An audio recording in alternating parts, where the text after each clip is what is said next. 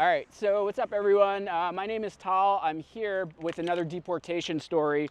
I flew to Monterrey, Mexico to meet this guy who I now consider a friend. His name is Carlos. What's up, people? And Carlos is an interesting case. He was brought to the U.S. at 5 years old in 2001. And he lived his entire life in the U.S. And now he's 27 years old. And you were just deported. Yeah, 4 weeks ago. Straight up the month. That's when I was deported. Landed in Nogales. Well, drove to Nogales. They drove us to Nogales, and then from Nogales I went to El Morcillo, and then I went to Veracruz, and then from Veracruz to Monterrey. So, where are your belongings right now? Oh, right now this is all I have. I just sold my suitcase with a bunch of clothes, and just because it'll slow me down. But and they're old clothes anyways. So, but yeah, that's all I got till tomorrow. Jesus. I know. So you're walking with everything you own right now. Yep. Okay. So I know a little bit about you. We've hung out a little bit, right? Let me just kind of help people quickly figure it out. You're 27 years old, brought to the U.S. at 5 years old, lived in Arizona for your whole life. Under the Obama administration, DACA becomes a thing. You apply, and you basically lived your life more or less normally once you got your DACA. Yeah. And it was pretty much normal, like a normal childhood. Got to work, got to go to school, whatever, and then just was living a normal life. You know, going to work, bought a house, got a car, and was living the American dream. And then just wrong time, I guess. I did something mad, and I drove drunk, and not even drunk. It was just over the limit, and my visa expired, and immigration came and got me. So it could happen to anybody. It's scary, but you know, life goes on. And now you're trying to pick up the pieces. Now I'm trying to pick up the pieces. It's struggling out here, but you know, you can't be scared of greatness. That's a saying. That's a Mexican saying. It translates to "sin miedo al éxito." You know, it's just you can't be scared of greatness. So what's your first language? My first language is English. I'd say I was raised with a Latin household. Spanish was spoken all throughout the house, but outside of the house, every second outside of the house was English. So just English at school, English at friends, English with translate. I was translator when I was young because my mom never learned English. So as a young child, I had to translate everything for her, the menus, people speaking. When we went out of the state to go see, you know, the Grand Canyon, I had to be a translator. I had to also be a tour guide. So you really did have, I guess, what many people would think to be. I mean, you had an American upbringing. You're American. You present as American. Oh yeah. I would say at one point I was like, you know, I'm proud of being American, even though I was never an American. But I always thought. Never thought, you know, I thought I was American, but I got to bring back my roots. I'm for sure Hispanic, and I am Mexicano, al cien. Nothing can ever take that away from me. Not even, you know, a piece of paper saying that I'm a resident or I'm a visa holder. I'll always be a Mexican, American at heart, but Mexicano 100%. Yeah. Mm-hmm. So you worked for a few big U.S. companies, right? Yeah, I worked for Amazon for 5 years. Started as a driver, then went to the warehouse, then did HR, and then did risk and labor planning for East Coast sites. And then I moved to Apple, and I was a project manager there. I only was project manager for like 3 months. Just because it was so fresh and my visa was ending, so they had to put me on a work leave. So I didn't get to continue that position, a project manager for onboarding. Yeah. So Got yourself a shirt there? Yeah, I fell off. Oh, okay. Reunited. So, okay. So basically, you go out drinking one night. You get pulled over. You don't have an accident. You just get pulled over for a traffic violation. Yeah. Guy gives you a sobriety test. Writes you a ticket for DUI. Yeah. Do you remember what you blew? It was like maybe like a 0.5 over. I think it was. I don't even know. I think you were something low. Yeah, it must have been a lot lower. Like 0.5, you'd be dead. Oh, then yeah, I don't know. See, I don't know how that works. Yeah. But basically, you know, the cop wrote you a ticket for DUI, but he didn't feel the need to take me in. I guess it was holiday weekend. I guess Thanksgiving, and he didn't want to be over the weekend or whatever. So yeah. Or he didn't want all that paperwork. You know. Yeah, that when you told me that, man, it was shocking to me. You know, that like how you gonna cite someone for DUI, but then you don't. Yeah. Impound the car? Did he at least impound the car? No, he had me have someone come pick it up. Yeah. Someone had to come pick it up, and I couldn't drive, but he let me go. Yeah. So. I imagine he must not have been too angry with you. You must not have. It sounds like you probably weren't that wasted. No, I was. Not to explain it away, but it's surprising. So, but anyway, I guess what I'm getting at is, you get this charge, and then you go to court. Uh-huh. And what happens at your first court appearance? Like, are you given an offer or? Yeah, so they just tell me that they're able to drop the charges and drop them and dismiss them if I go to AA meetings and complete the task and everything that I need to do in classes. And the minimum time that I could do is like 3 months. That's the minimum time it takes for you to finish those classes. So I wasn't going to be done sooner than 3 months. So that was the deal that they gave me, and if I didn't, that they would charge me with whatever they would have been charged with. Okay, so they offer to dismiss the charge if you go through this program. Yeah. And so you start taking the classes in the program, right? Yeah. And you had before you got this charge, you had applied to get renewal of your DACA. And let me ask you, like, you applied and then DACA comes back and they give you a response. What did they say to you? So they said they denied it, but and the reason why is saying that there was an open court case and they wanted to see the outcome of it before they would reinstate my DACA. Okay. They just wanted to make sure I didn't have any felonies. Okay, so basically they and what's the office? Do you know what the official office is that handles DACA? Yes, USCIS. USCIS. Mm-hmm. So USCIS sends you a letter and says, hey, we got your DACA renewal, but we want to see the outcome of this DUI case before we decide. And, you know, that puts you into kind of a difficult situation, but okay, so you go to court and then the court says, hey, low-level offense, no accident, no one got hurt.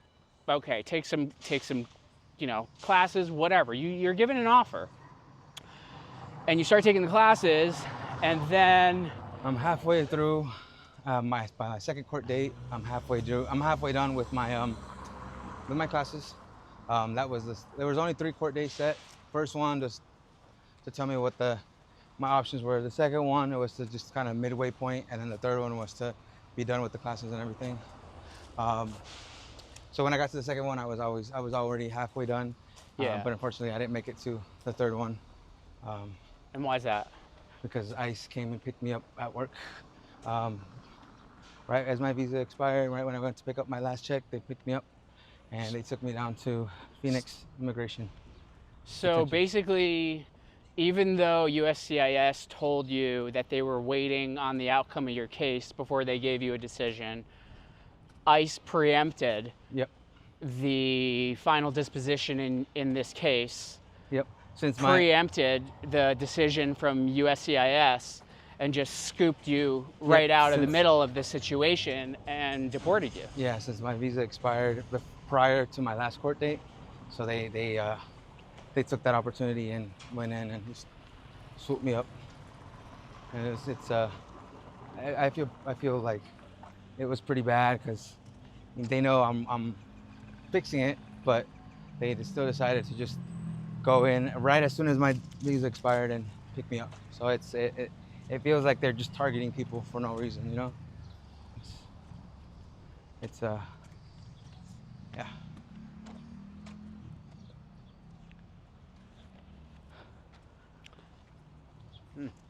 And you mentioned that, you know, in your, in your deportation proceedings, we touch on that the government is bringing up charges that say, they're bringing up these charges to basically say that you're a threat to what? To national security. Yeah, they're bringing up old threats. Old threats. They're bringing up old charges. People with charges from like years prior that they finished everything, that they paid their dues. They pay their tickets. They bring them up in the court, and immigration just says, "Hey, you had this problem, and you're according to the law that Mr. Trump passed. You're a threat to national security. So we're gonna have They deemed you a threat to national security? to." That's why they came and got me. The letter that they were given was saying like, hey, this person has a prior offense that under this new law that it was the law that Trump put in when he went into office when he made his comments about, oh, we're only going to deport those bad people, the people that have done crimes and things like that. What he didn't tell you is people that have minimal crimes like DUIs or you know small amounts of, at the time when marijuana was illegal, like things like that. If you had those charges prior to it being legal, you were one of those people that got caught up in this whole national threat to security. Threat to security. So they were taken there, picked up, whether it being at work, whether it being, even if they had their residency or their legal status, if they were on that letter, they were still going to get picked up no matter what. I don't know if you heard that. No, I did. Yeah, I'm just taking it in. And so now we're here wandering around the streets of a local neighborhood in Monterrey, Mexico. Yeah, I haven't wandered this far yet, so. Yeah, all right. Let me ask you a question. Do you know where you're sleeping tonight? I think so, yeah. There was a lady that offered me a room for cheap, so I'm gonna go see if she still has it right now after we're done. But if not, it's lively in the night. It's never dark. They always have lights. Yeah. Unlike Arizona, Phoenix, where it's all. Yeah, you're used to the heat. I'm used to the heat at Phoenix, or it's just sometimes it's all dark. You can't see anything, and it's spooky. People out here, even the people out here on the streets, are a little bit nicer than people out there. Everybody looks out for each other, kind of thing. But yeah. So, I find it kind of interesting, and I'm not sure that I have a take on it. I just find it interesting that you worked for two of the biggest companies in the United States of America, and you've now been deported. Yeah. Unfortunately, Amazon USA and Amazon Mexico are two separate entities. Okay. And so I can't really transfer from that side to this side. Okay. So I got to start from the bottom and work my way back up if I'm gonna continue working at Amazon. Yeah. So I got to work at the warehouse when I start, and trust me, it's hard because I've it's 5 years in office, sitting down kind of work, and now I'm back in the warehouse walking every day. I walk miles and miles just from warehouse to 10 hours. What are your work hours? When do you get to work? So I work 7 p.m. to 5 a.m. I work Thursdays, Fridays, Saturdays, and Sundays. I'm off Tuesday, Wednesdays. You're working the graveyard shift. Yeah. Yep. It's hard. And then you come home and you're tired and you gotta wait the bus. You gotta wait for the bus to come home, and then you get home and it's like 3 hours after your shifts. And you get to sleep, and then you gotta wake up. So it's like you're getting your 8 hours barely enough, but it's a little hard. Yeah. Yeah, it sounds like you're going through it.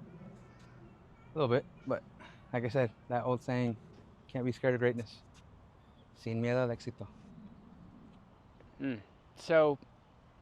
So you worked for Amazon in the U.S.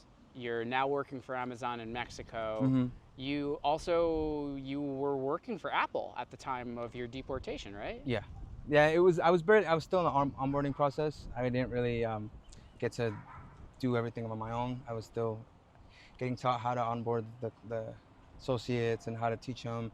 I was just getting into that project manager position. I was managing associates at my last job, which was Amazon, but at that level of project managing and running the associates, it was a little different too. So I was learning something new, which is what I wanted to do. But fortunately, I only worked there for less than 3 months, and then I had to get put on a leave because my visa expired, but I got deported. So I'm actually still on leave technically until August of this year. Yeah. So a couple more days or another weekend, I think my leave is up. So if I could have stayed there, I would have still been working. I could have still gone back to work. If I get there tomorrow with legal status, I can go back to work. But I don't think that's gonna happen. It's like a 1 in a billion chances. So. So you were working for Apple, Mhm. you were working for Amazon, you're working for Apple. You're dealing with this DACA limbo on this low-level offense, Mhm. and then because of that limbo, because DACA wanted to wait to see what happened with your DUI case, you find yourself waiting on your DACA renewal, Mhm. and then during that time, ICE comes and picks you up. Can you tell me about the day that you got arrested? How did they arrest you? Man, I have pretty bad memory, but um, it was just a normal day. I called in to work saying, "Hey, I gotta pick up my check. When can I come in?" And they said, "Come in at this time." It was like around maybe like one or two. I can't remember, but it was definitely after lunch because they closed down for lunch. And I came in, and when I came in, I went to the back to get my check, and there were some ICE agents in the back, and my managers just walked me into the office and said, "Hey, some people are here to talk to you." So I went in, I talked to them, and they introduced themselves that they're immigration agents, and I was a little shocked, or surprised, like, well, what are they doing here, And they said, "Yeah, your visa's expired, and you have an open court case, and under section, I can't even remember what they said. They said section. They repeated it, point word for word. Section da da da, subsection B da da da. You're a threat to national security, and you have to get deported." And I was like, "Wow, like, okay, So they were gonna handcuff me there, but I kind of told them, I was like, "Hey, can we wait till I walk outside or till we get to the car? Because I don't want to get embarrassed and like get chained up, because they chain you up with the chains with hands, hip, and then your feet." And so they I guess they were nice enough to not handcuff me in front of everybody. And so we walked to the parking lot, and that's when they handcuffed me. They put me in the van, and next thing I knew, I was on my way to Phoenix. And from Phoenix, I stayed there 12 hours, just getting rights read to and fingerprinted. And then we went to Florence, and then Florence to Eloy Detention Center. Yeah, it's it sucks thinking about it, but that's all in the past. It's something I want to move forward from too, because it's even 3 months stuck in there. It's hard to, like, my mind is just like, I didn't know what to do with myself. So Yeah. yeah. You were in there for 3 months. 3 months. 3 months. Yeah. I mean, at least I used the time to fix my tooth, because I had I had a loose cap. So they fix all your problems that you have. If you have, like, if you need I had a buddy that had a hernia that he needed surgery before he left, and they gave him the surgery for free. So yeah. So I told him I had a toothache, and they fixed my crowns, and I got that fixed. So I'm happy to hear that. right.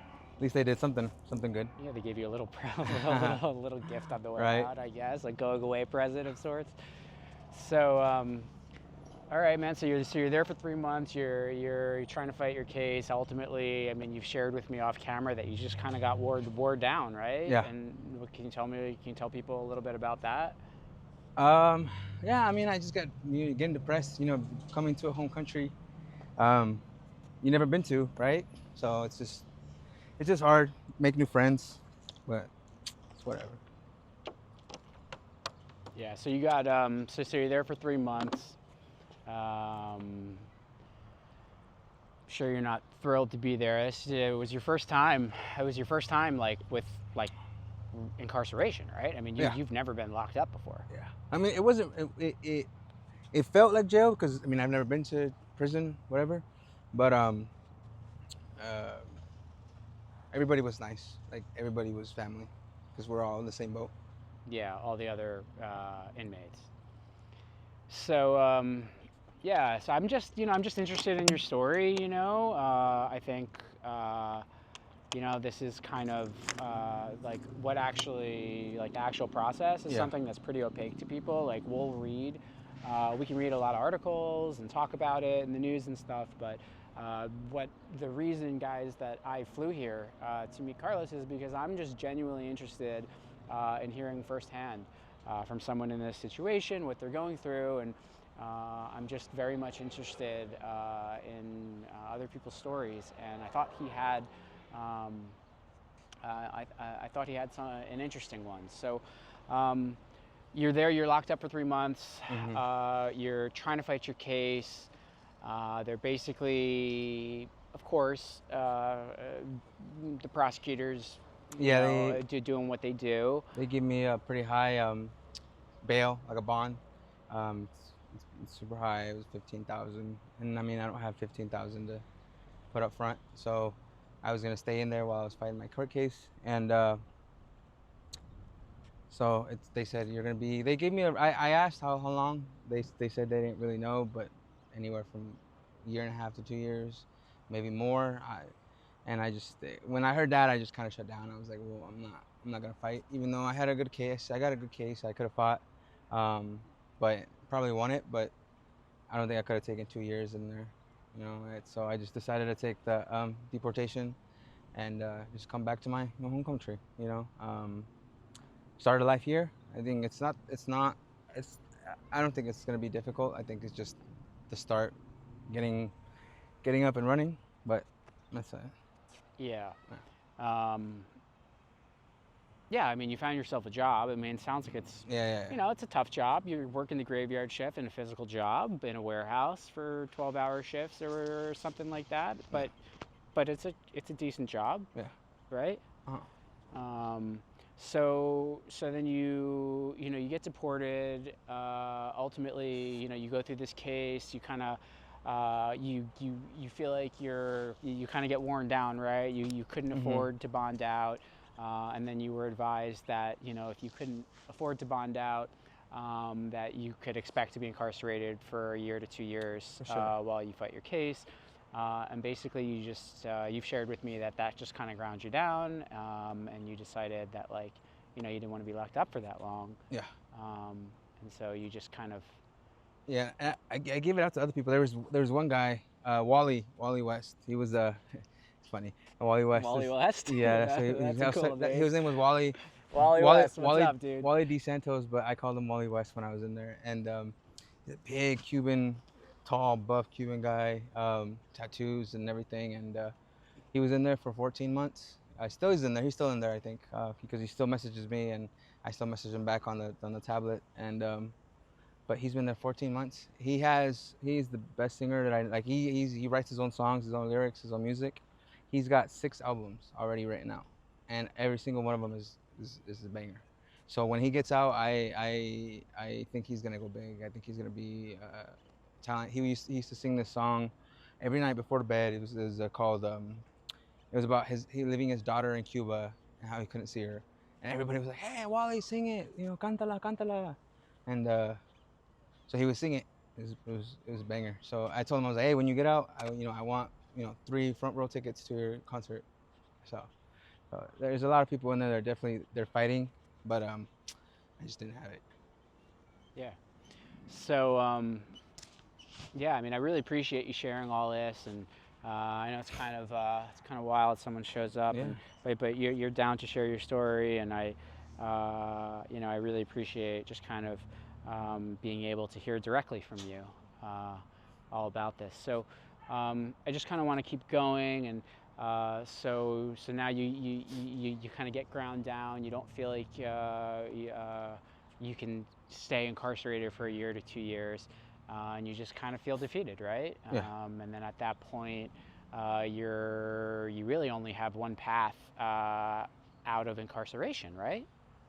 Yeah, deportation. Took the deportation on on a Monday by, I think, I don't even know if it was Monday, but within 3 days I was out. I was already on the other side of the border, and so Federalize. the fetal ice.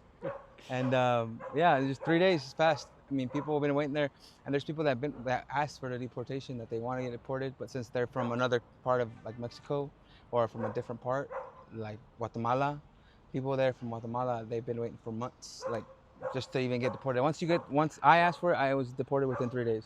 People from Guatemala, from like any other place that's farther down, they have to wait till they have enough people on the plane to justify like sending them down, you know. Yeah. So it kind of sucks that, you know, they're like, oh, you already got deported, like you already got your thing. I've been waiting for, you know, 4 months to me, and so it's just. It's pretty wild because I actually, it's pretty wild to hear that, and I believe you. But you know, I've also been in Guatemala City, you know, talking to folks. I was at Casa del Migrante. Just again, I'm just interested in this stuff, and talking to the director of Casa del Migrante in Guatemala City, and I learned. I mean, I've been to the airport in Guatemala City on the Air Force side, and I've seen people coming in. From the Yeah, they bust them in. Yeah, they come in. A chicken bus pulls in, you know, and the planes come. And I mean, I'm told like they're getting like a couple, like 2, 3, 4 planes a week. Yeah, at least at that time, a couple months ago, coming into Guatemala. Yeah. So if they're deporting that many people, you know, and there are still people from a place like Guatemala that have to wait a while, you know, it's shocking. You know, it's like there's a lot going on. Yeah. You know, big changes, I guess. Yeah. So okay, so you're here. So you get to Mexico. Yeah. They deport you. They put you on a bus, right? You've told me you get to the Nogales border crossing. Yeah, I go to Hermosillo. Okay, can you tell me like just a little bit about what that's like once you get to the border? Like, you get passed off to a Mexican authorities? Yeah, you just get passed off to Mexican authorities. They check you in, they make sure you're not a criminal, like a wanted criminal here, and then you're let go. You either can go to the refugee camp that they have, that you can stay there 3 days and they feed you and they clothe you, or you can go your own way. They provide you a card for 2,000 pesos, and then they give you transportation to wherever you're going. And yeah, just that. They give you that and a card with your debit card for the 2,000 pesos. After 3 days, they kick you out. Say, hey, good. If you're not gonna take the transportation, they kick you out. So that's what happened. I stayed there. I waited for the 3 days because I had to get some clothes. I had a suitcase being sent to me, and I waited. And then I went to the bus stop from Nogales to Hermosillo, and then I stayed in Hermosillo for like a couple hours, and then I caught a plane to Veracruz, and then from Veracruz my uncle came and picked me up, and we went down to where we stay with Martinez de la Torre. Yeah, stayed there for 2 weeks, 2.5 weeks, and in those 2 weeks I got depressed. I was like, man, I don't want to be here, like, you know, I'm gonna have to restart over. But then I started thinking of a bunch of ideas to do, and I got my gears going, and I got a job at Amazon. I drove to, I went from Veracruz to Monterrey to put in my paperwork, and then I went back, and then I had a week to plan, like. Oh wow, you came all the way up here just to put your paperwork in and went Yeah. back. For people who don't know, they're not close to each other. I mean, like. Took a 10-hour drive. What's that? 10-hour drive. From Veracruz to here? Yeah. So you said 6.5. No, 10 hours. 10 hour, yeah, okay, yeah. I thought you Yeah, said yeah, like yeah. an hour or 6 hours, like No. Yeah, 10 so and a it's a 10-hour drive. Yeah. Oh, okay. Yeah. Wow, yeah. So you're It was a long drive. making moves. Yep. And then waited till my start date, and I couldn't find any apartments online. Like, you know how you go online in the U.S., you click the apartment name complex and you could fill out, and there wasn't really that much here. And the things that they're all super expensive. They're like for people that are living outside the country that come here just to, you know, live and buy their own stuff here. But the other apartments that are locally, I guess I say locally owned, but like just the apartment complex that you can go and they'll give you rent for cheap. I had to come, and I went on a Facebook group, and I found a couple groups that do room for rents for weekly. I got a weekly room rent, and I'm still looking for an apartment because I don't really have that much money. I spent all my money that I had to move from there to here, and so I've been living off kind of paycheck to paycheck and whatever people on GoFundMe send. Which is, thank you very much for the people that send that. Um, uh, yeah, and luckily I don't eat very much. I know I can make a lot with little. I can make a bunch of food with like just tomatoes and onions and the soups. You make a bunch of soup. Sure. Yeah. So I know how to buy groceries, and so I just been doing that. And right now I left the place where I was at because they needed the space, and so I found another place. Hopefully she still has it. If not, there's other places around here that we're renting. She was just the cheapest one with it was a private door and private bathroom. Yeah. Um, Why don't we walk towards this place? I mean, or let's just keep talking, but I want you to get this space. So, yeah, I'm sorry I interrupted you. No. Actually, I kind of want to sit down. My feet are hurting a little bit, but Sure. because I've been walking. Yeah. But yeah, I just been doing that. Once I get this place, I'm gonna rent it out for another week, and then hopefully by my next check on Friday, I should have enough for a deposit and first month's rent on an apartment, Okay. and hopefully move closer to my job. And uh, I mean, I'm honestly starting to like it in this neighborhood. People are starting to kind of know me. I mean, I guess they know who I am, I guess now, like Yeah. my story. Yeah. And so I might stay here actually. It's just a little bit, it's not too far from where it's like 20 minutes in car. Right. That's another thing too. I want to get another, my goal is to get like saved up like 3,000 to 4,000 pesos just so I can get a driver's license because I got to go get a new uh, voter card from Mexico, my ID. Yeah. That's from Monterrey because I already have one from Veracruz, but they need one from Monterrey just to get my driver's license from Monterrey. So I gotta go get a whole new ID, and then I gotta get my license. And then with that, I can go and I can apply for Uber driver, and Uber actually lets you rent the car out for the week, cheap. It's kind of thing that they were doing in the U.S. too. So that would give me a vehicle and a second source of income. So that's what I've been trying to do. Oh, Yeah. okay. Yeah, that might be a way for you to get into a vehicle. That way, More. in case if I want to save up some more money for a room, for a nice apartment, I can always just sleep in the car, which I've done plenty of times, and I can just hustle and drive and make money and then go to work, make money and go to work, and then maybe I won't even get an apartment. Maybe I'll just get a loan out on a little piece of land and start building my own house. Um, and imagine just that's my 3 month plan. Like that's like 3 to 6 months is getting an apartment, and then like 6 months to a year is either getting a plot of land and starting building my own and getting a mortgage out on it, and then renting it out. That way I can just start living on that income, and if Amazon doesn't um, satisfy me anymore, because I was satisfied with Amazon when I was in the U.S., but I don't know if that's what I wanted to do when I was there. It was a good paying job, but now that I'm here, there's so much opportunity that I can like, if I have that income of my just house that I want to get, I can focus my attention on something else. And the sky's the limit. I never really like had an idea. I never really had a dream job or a dream goal, but now that I'm here, I'm actually kind of starting to see it.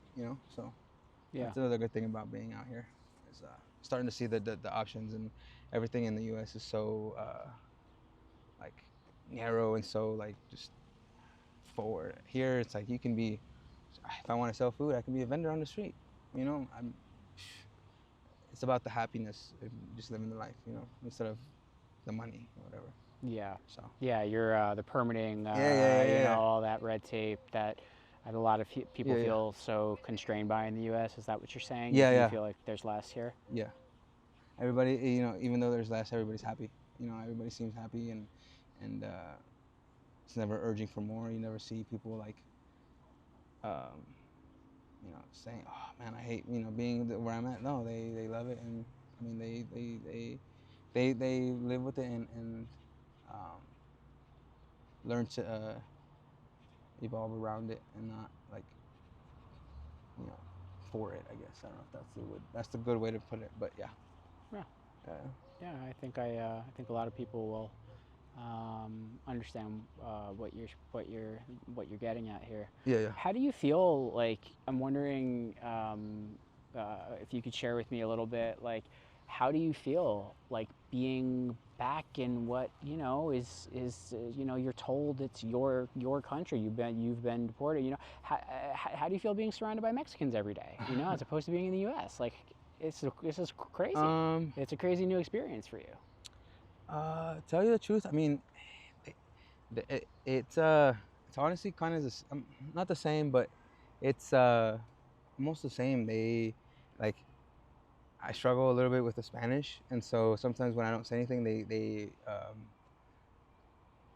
look at me weird, or like if I ask a question in Spanish that like in English you would ask, like you would say, like, for example, I want to say like um how would you do this, cómo se hace, like you would say it in Spanish, cómo se hace eso, but like they don't get asked that question um a lot, like typically they're like, oh, they're like, what, when in the US, or like you ask a question to a question, or ask something to something, then they know because they've been asked, repeatedly, and oh yeah, you do this, and here it's like, you know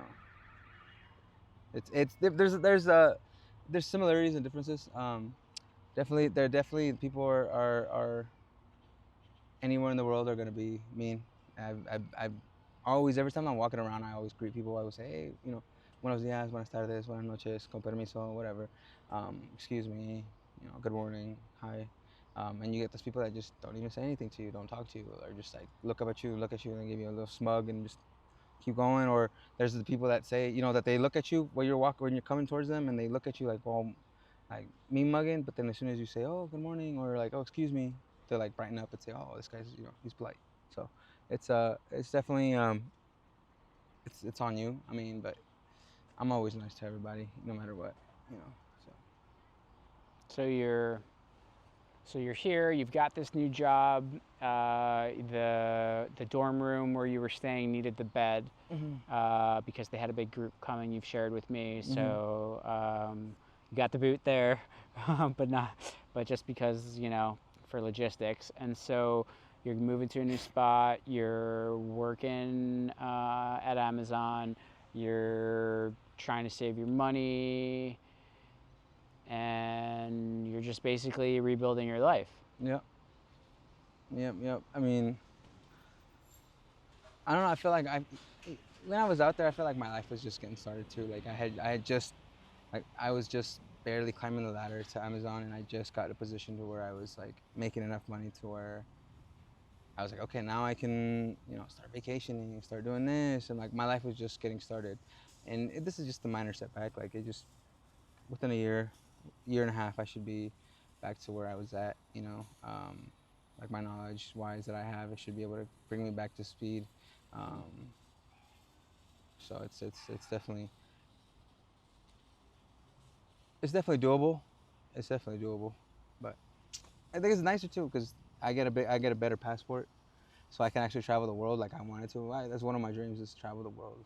Yeah, you were saying this to me the other day that it was I'd never considered that. Yeah. You're like, yeah, because when you were under DACA, I mean, you were basically locked into the U.S. Yeah. You couldn't leave.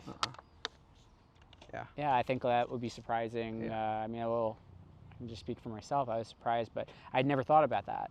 And so now you're back in Mexico, and of course you have your Mexican ID, you have your Mexican passport. You're able to just, if you have the money, you can get a visa or travel to any number of countries visa free, and you will have the freedom to travel now. And then once you get yourself situated, and right? Yeah, and then I think I gotta worry about. I don't know how much the value of a peso is compared to like yens and euros. I know they're not the same. I know pesos maybe a little bit less, but that's another thing I gotta get used to, is like, man, getting all this money saved up to go a trip, and then gotta think about it. It's gonna be cut by some percentage, you know. Well, yeah, sure. I mean, But yeah, I mean, you'll figure that out as we'll you figure go that along, out, man. yeah. But yeah, so I don't know. This you might But be looking at your next travel tuber, folks. yeah, but I'm also, yeah, maybe. But I'm also proud of Mexico because they're doing a lot of a lot of good things, a lot of cleanups, a lot of you know, growth within like the Mexican uh, communities, building new trains here. They're building a new light rail. I think they're building. They're gonna build it within the year because they have the World Series coming, I think, and so they World said Cup. World Cup. They're coming, and so they're gonna build it, you know, as fast as they can. So it's definitely moving, definitely booming. We don't need U.S. So let's not make it political, but yeah, I'm very proud of you know, being Mexican and seeing my country for the first time, you know, after 23 years. Yeah. Yeah. Yeah. You leave it. You leave it. Sweet. Should end it there. Well, I guess we could end it there. Could you ever see yourself going back to the U.S.? Well, yeah, for sure. I definitely want to go. I love Vegas. Vegas is was one of my pastimes in the U.S. I would go to Vegas all the time. But I don't know if I wanted to. Yeah, maybe not. I don't think to live. I think just to visit, you know, and to be. If I'm able to get, you know, residency, I guess at one point I would definitely consider it. But I don't feel the need to. I don't think. I think I would have a more satisfying life here than I would there. Once I get back on top of where I was. Okay. Could you give me a little bit, like, I think you touched on some goals. Could you give me like a short-term goal, like 6-month goal, 1-year goal, 2-year goal? Yeah, Might be a tough question, but just kind of general. no, 3 to 6 months. Get my apartment or my house, um, and then after a year, renting that house out and having sort of income coming in. And then my 2-year goal is to just have enough income to where I don't need to be working if I choose not to. That way I can focus on something else and hopefully within 3 months here, what's August, September, October, November. So within 4 months, I have my grandma over here. She's finally coming back after like 30 years in the U.S. So that's another big thing too. She's gonna be. Wait, could we run that back for people? So Yeah, people my grandma left. It was like, I mean, was it 23 years here? So she left like another maybe 6 years prior to me. Yeah. So 30 years. So your grandmother went to the U.S. 30 years ago. 30 years ago. Okay. And she hasn't come back. So she's gonna come back in December, hopefully. She said. So that's gonna be exciting for her too, because she probably doesn't remember. So she's probably gonna see it and she's gonna think this is the same and she loves it, but it's gonna be she's gonna remember it as like a little town, and it's booming because she's from the town she was at. She was telling me, oh, it's just this small town, and then whenever we would FaceTime uncles, they would be like, oh, look, it's growing, and then, like she's gonna get there and she'll be like, wow, it's huge. So it's gonna be another cool thing to see. So did your grandmother decide to move back after you faced this deportation? Yeah. Or? Yeah, she said, well, now that he's over there, it's time. So. Wow. Yeah. Okay, man. Okay. Yeah, I'm listening. Okay, so you're gonna have your grandma, hopefully. Yeah, I told her to come to Monterrey if I'm still over here. I said, just, you know, rent your house out and then use that income to come stay with me. And so, yeah. So hopefully she does, and if not, then maybe I'll move back to Veracruz, be closer, because there's more opportunities here too. But Monterrey is a nice city. I like it. Yeah. So, okay. So that's pretty cool. So that's the first time I've heard that. I didn't know that. Yeah. Carlos's grandmother is moving back to Mexico to be with him. That's cool, man. Wow, man. Like seriously, that must feel cool. Yeah. That's got to be such like a emotional blanket. You know. Wow. Cool. Okay, so good for you. So, so your grandmother's moving back, and yeah, I just kind of want to like wrap this video up so people kind of get a little bit more context. So, so your grandmother's moving back from Arizona, but then you still got your mom and your sister, right? Because they live in Arizona. Yeah. So I don't think my sister's gonna come back. She can visit whenever she wants. She's a U.S. citizen. Your sister's a U.S. citizen. Yeah. And why is your sister a U.S. citizen and you're not a U.S. citizen for people who don't know? Oh, because she was born in the U.S. Right. You were born here, brought to U.S. at 5 years old, Yeah. and then your mother has you after she already went to U.S. Now your sister's a U.S. citizen. Yeah. So she's got freedom of movement. Okay. And my mom is with her boyfriend, so I don't think she's coming back either. She says she wants to, but I don't think she is. So we'll see. We'll see what happens with them. But I'm excited about my grandma. So. Yeah. Let me ask you a question. You might not have an answer to this, but I lived many years in the Pacific Northwest. I was a van lifer during COVID, and I was like traveling, like doing a lot of hiking and stuff in the northern part of Washington State during COVID. And there's a lot of families, border families, right? That for one reason or another, some family member ends up on one side of the border, the other ends up on the other. And I guess what I'm getting at is, the border was closed because of COVID, so it was a situation where people from either side couldn't cross into the other one's country, but there was this little park that if you were a Canadian citizen living in British Columbia or you were a citizen of the US in Washington, there was a park where you could go and they actually allowed people to mingle without crossing immigration.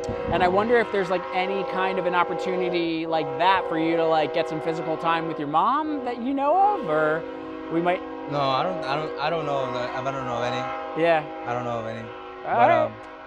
Yeah, well, I know that's a thing. U.S.-Canada border, obviously, totally different situation. But I can always get a visa. I mean, after the 5 years that they gave me of not come back, I can get a visa, a tourist visa. Okay. And I can just go. I go see her. Yeah. Do you think you got a decent chance of being approved after all this? Yeah, I think so. I think it's just I think that law that was put in is gonna come out. So I think I have a good chance. So yeah. Okay. Yeah, I'm not worried at all. Yeah. Well, yeah, man. I think we got some ominous thunderclouds here. We should probably go hide somewhere. Maybe we'll go buy some, pollo asado. Yeah, you want to go eat some chicken, man? Some chicken, let's go. Yeah? Yeah. All right, let's go eat some chicken. I really appreciate it. If you've stayed to the end, thank you very much. And I appreciate you guys being respectful of Carlos in the comments. But definitely share your views on all this. I think everyone's having this conversation nationally right now, and I'm just hoping to just be a vessel for productive conversations. So thank you for your respect and understanding, and have a great day. Let's eat.